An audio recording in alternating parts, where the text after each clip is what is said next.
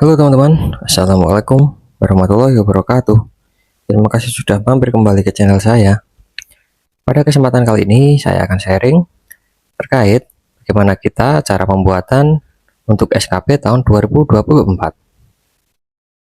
Oke, sebelum kita ke videonya, pastikan teman-teman sudah like, komen, dan juga subscribe ya, untuk dapat mendukung perkembangan channel ini agar dapat memberikan informasi-informasi menarik seputar kepegawaian dan juga info-info menarik lainnya.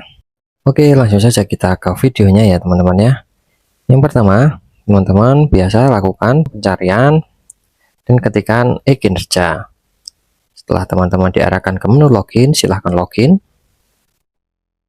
dengan akun e-kinerja teman-teman atau akun MyASN teman-teman. Setelah login, kita akan diarahkan ke halaman berikut ini. Kita klik yang SKP. Nah, sebelum kita melangkah ke pembuatan SKP untuk tahun 2024, seperti biasa, teman-teman lakukan sinkronisasi terlebih dahulu di menu profile.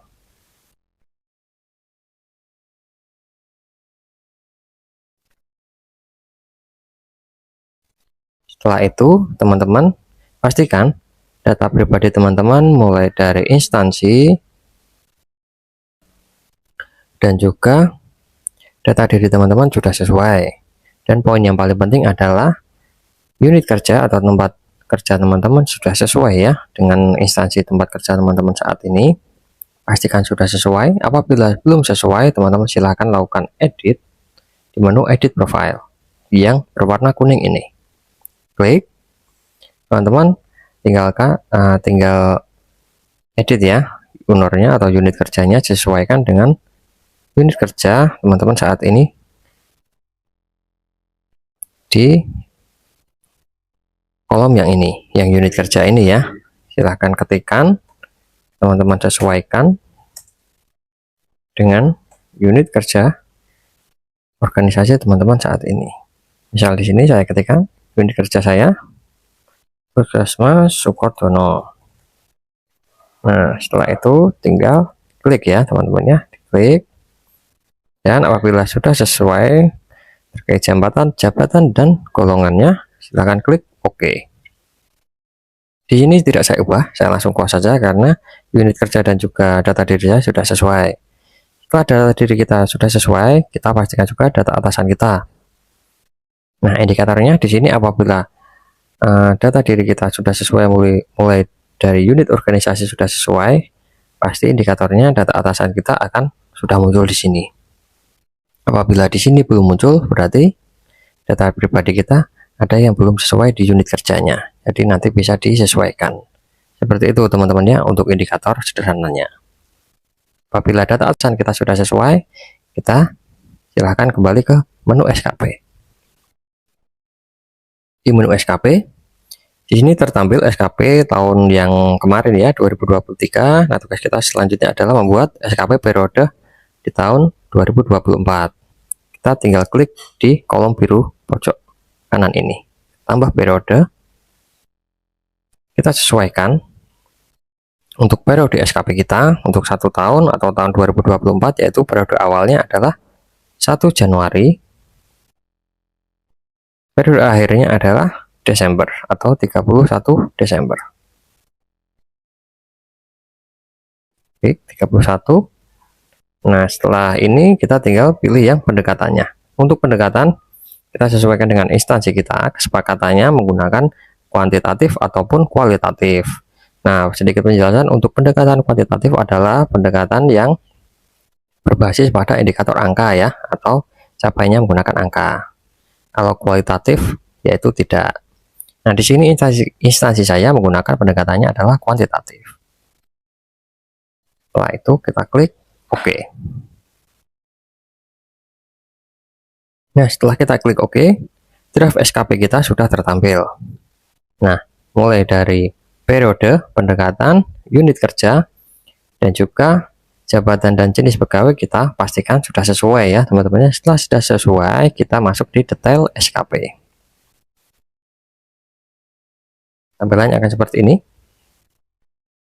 Ini SKP masih kosong karena belum kita buat. Selanjutnya kita tinggal klik yang tambah RHK. Oke, sebelum kita klik tambah RHK, kita pastikan lagi. Kita cek 2 kali. Nah, untuk unit kerja kita, nama mulai dari NIP, jabatan, dan pangkat, serta unit kerja sudah sesuai. Selanjutnya kita cek yang kolom sebelah kanan, yaitu kolom atasan sudah sesuai. Apabila sudah sesuai, kita tinggal tambah RHK. Hal ini perlu dipastikan dulu karena nanti kalau sudah kita buat SKP dan SKP kita sudah tersetujui, kita tidak bisa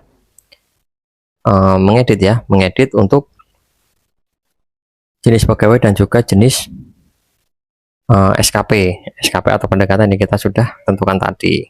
Serta kita tidak bisa juga mengubah untuk pejabat penilai kinerjanya. Jadi sebelumnya itu kita pastikan dulu. Kita bisa mengubahnya apabila status SKP kita sudah diturunkan kembali menjadi draft.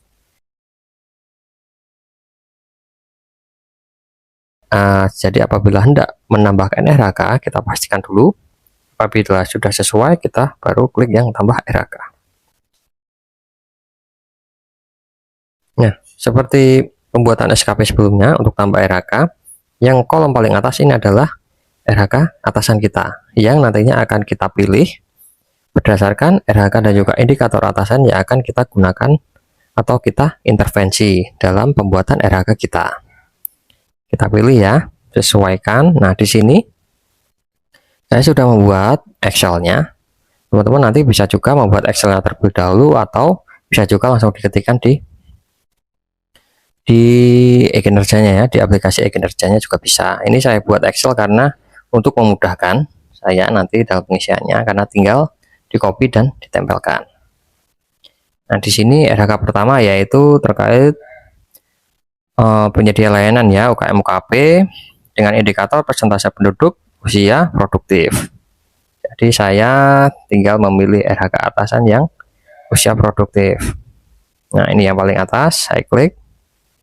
Untuk jenis RHK, ini adalah RHK utama ya, karena ini adalah sesuai dengan tupoksi saya. Apabila teman-teman nanti mau menambahkan RHK yang tidak sesuai dengan tupoksi, bisa dipilih yang tambahan. Sebagai contohnya, misalkan jabatan fungsional adalah perawat di suatu instansi tertentu, tapi dia ditambahkan ada tugas tambahan, misalnya memegang administrasi atau sebagainya, nanti bisa ditambahkan di jenis RHK-nya adalah RHK tambahan yang di luar tupoksi atau fungsi utamanya, sesuai dengan SK fungsional ya. Jadi seperti itu teman-teman ya. Apabila ini adalah RHK sesuai dengan tupoksi atau fungsi kerja utama, yaitu kita pilihnya yang jenis RHK-nya ada utama. Kita klik yang utama. Untuk rencana hasil kerjanya kita sesuaikan ya. Di sini sudah saya tuliskan di Excel-nya, jadi saya tinggal mengkopinya. Untuk sedikit informasi, untuk narasi di RHK yang akan kita tampilkan adalah pastinya sudah sesuai dengan jenjang pada Permenpan ya, jenjang pada Permenpan, uraian di Permenpan.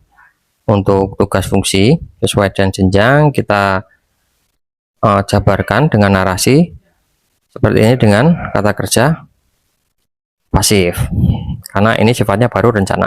Kita copy lalu kita tempelkan.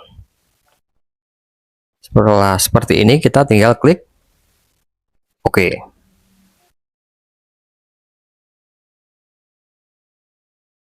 Oke, untuk RHK pertama sudah tampil teman-teman ya. Jenis RHK pertama ini adalah RHK atasan yang saya ambil poin indikatornya untuk saya intervensi di RHK saya, yaitu terkait pelayanan kesehatan pada usia produktif. Setelah seperti ini, kita tinggal beralih ke pengisian aspek dan juga indikator. Kita klik tambah indikator.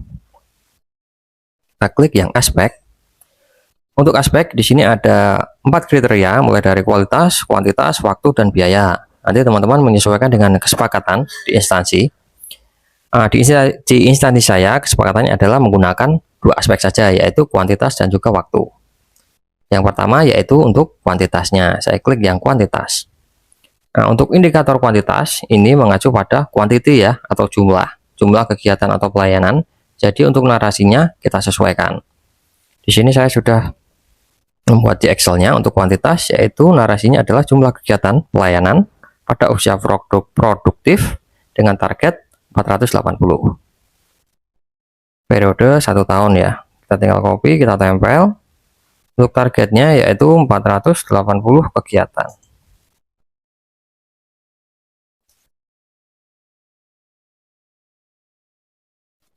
Setelah seperti ini, kita langsung klik OK.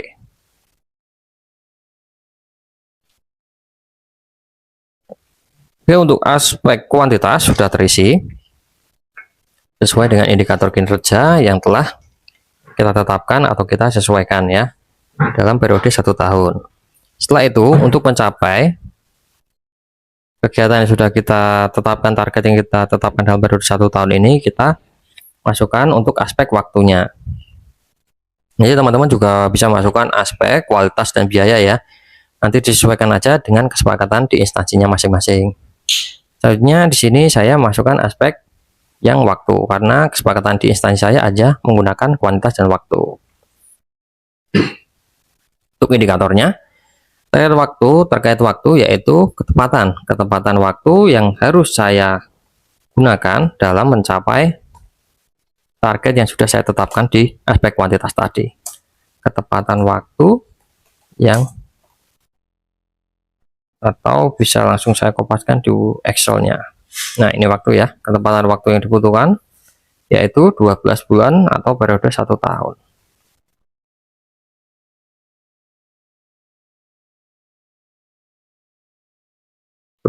bulan.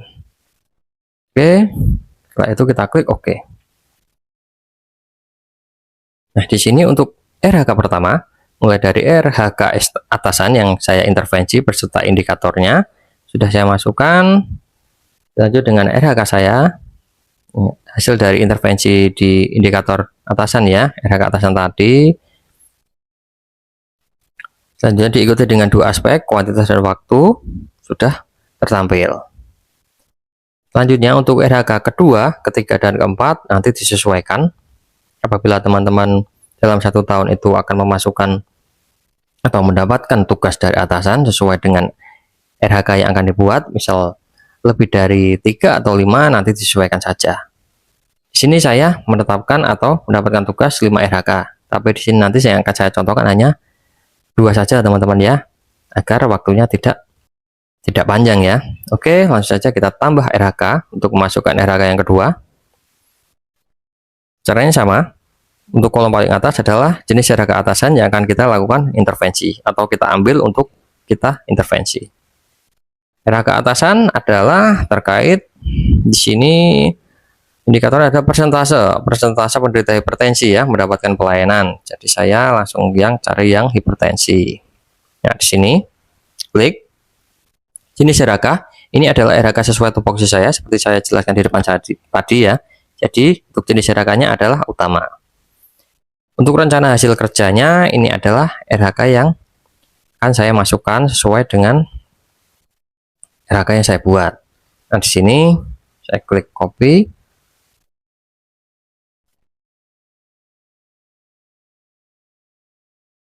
Saya masukkan. Tinggal klik OK, teman-teman ya.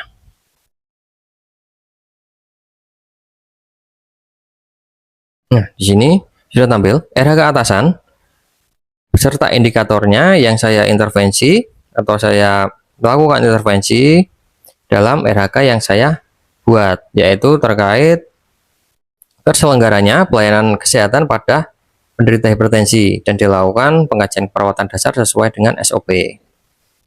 Setelah seperti ini kita tinggal menambahkan aspeknya, yaitu yang saya gunakan adalah 2 aspek, kuantitas dan waktu seperti yang RHK yang pertama tadi ya. Untuk kuantitas berbasis pada quantity atau jumlah kegiatan atau pelaporan atau sebagainya yang bersumber pada jumlah. Oke, di sini kuantitas yaitu jumlah pelayanan. Nanti teman-teman bisa terapkan apabila ingin cepatnya bisa menggunakan Excel kayak gini ya. Jadi nanti bisa diaplikasikan.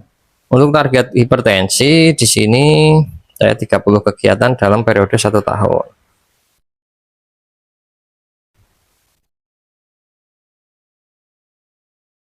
Oke, selanjutnya setelah sudah sesuai, kita klik OK.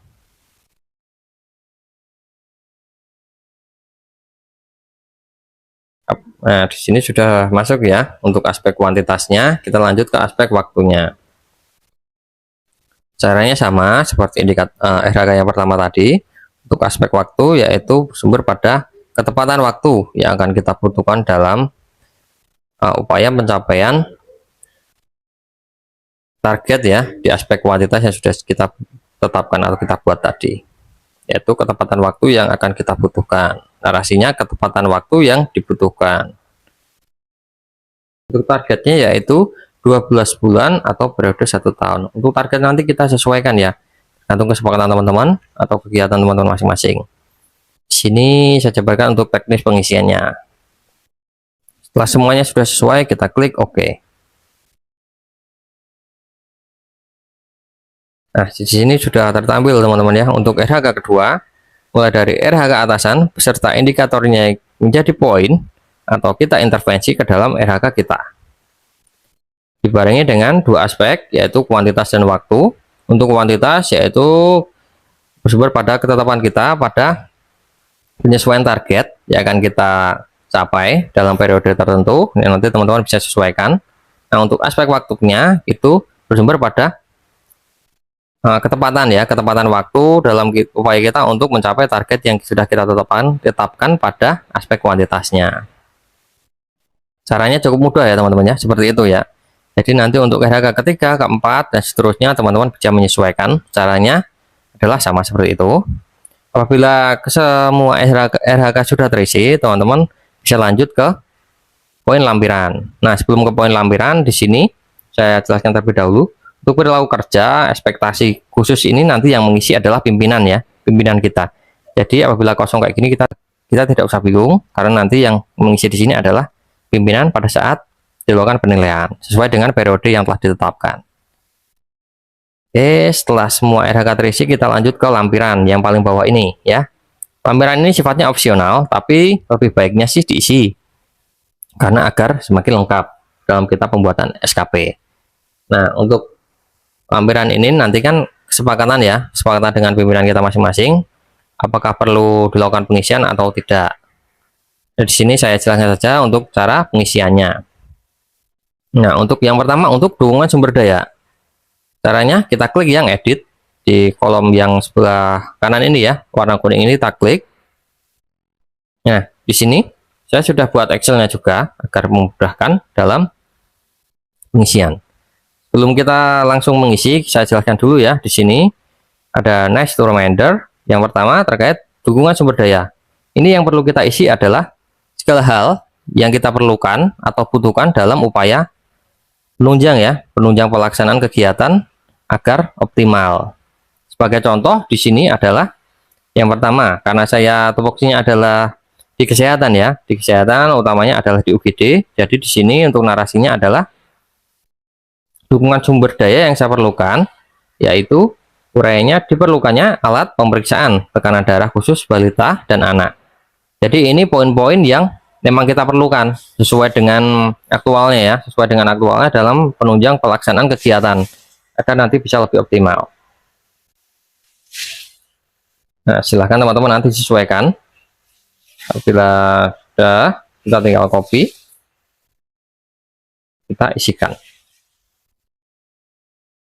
Nah, di sini untuk isinya kita tidak perlu menambahkan nomor ya, tidak perlu menambahkan nomor kayak gini, tidak perlu, karena nanti otomatis setelah kita lakukan pengisian, kita enter nanti untuk nomornya sudah ada. Setelah sudah seperti ini, silahkan klik OK.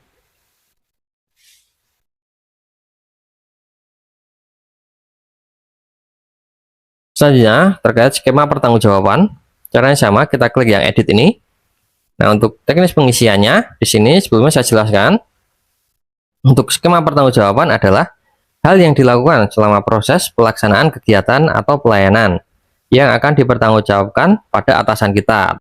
Di sini intinya adalah komitmen ya teman-teman ya, komitmen kita dalam hal pelaksanaan kegiatan yang akan kita pertanggungjawabkan pada pimpinan kita. Nah, untuk poin pengisiannya sebagai contoh di sini adalah seperti ini. Dalam hal penerapan kegiatan pelayanan telah dilakukan sesuai dengan SOP, terdokumentasi dan dilakukan pelaporan secara periodik. Ini saya copy, langsung masukkan. Caranya sama, tidak perlu menambahkan angka. Setelah sesuai, kita klik OK. Jadi otomatis akan ternomori, otomatis ya, ada nomornya. Nah, yang terakhir adalah konsekuensi. Konsekuensi ini adalah terkait punishment dan reward ya. Punishment dan reward yaitu terkait punishment dan reward yang akan kita peroleh ataupun pertanggungjawabkan dengan atasan kita. Untuk contoh narasinya adalah di sini, bila target dalam pelayanan program dapat tercapai, maka saya memohon untuk dapat diberikan penambahan sarana dan prasarana guna mendukung kegiatan pelayanan. Seperti itu teman-teman ya, nanti teman-teman bisa menyesuaikan untuk narasinya sesuai dengan tupoksi masing-masing. Oke, setelah itu copy dan paste, lalu klik OK.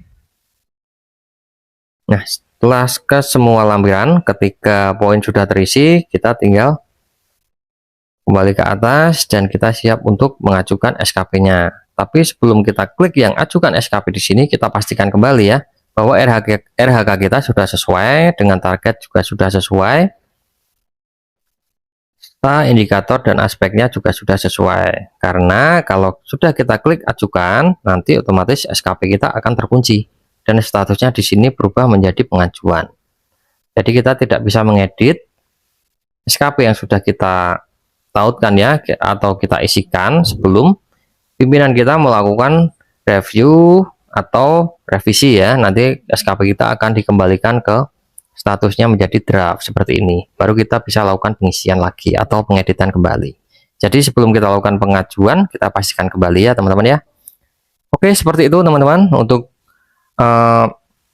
sharing sedikit cara tentang pembuatan SKP tahun 2024. Jadi teman-teman bisa menyesuaikan dengan tupoksi masing-masing, dan semoga video ini dapat bermanfaat. Terima kasih sudah menonton dan wassalamualaikum warahmatullahi wabarakatuh.